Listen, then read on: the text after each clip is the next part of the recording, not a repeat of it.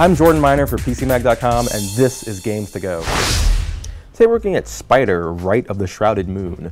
It's the sequel to Spider, The Secret of Bryce Manor, which came out on the iPhone about 6 years ago. And that was one of the first really great iPhone games. It proved that you could make a kind of deep, substantial game just with a touchscreen. And the new Spider is basically more of the same.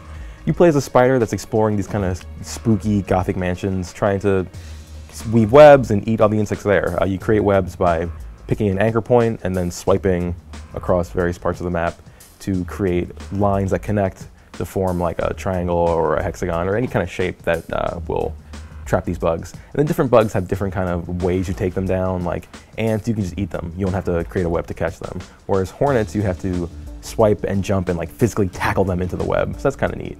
Other bugs will try to avoid your webs. You have to kind of shepherd them into it. So you kind of feel like this predator, which the spider is. Beyond that, each mansion also kind of has clues, so there is sort of a story to it. You're as you explore the inside of pianos or up storm drains, you're finding out why are these houses abandoned, what's going on here, and the kind of it's like an old horror movie almost. It's kind of neat. The game tracks your location, so if it's raining in the real world, it'll start raining in the environment, and that'll affect what you're doing. It'll be harder to climb up a surface that's wet or something.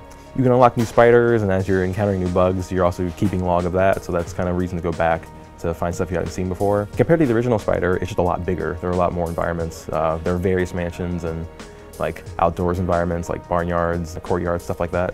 So it's really good. It's a lot like the first one, which was already great, and so it's more of that years later.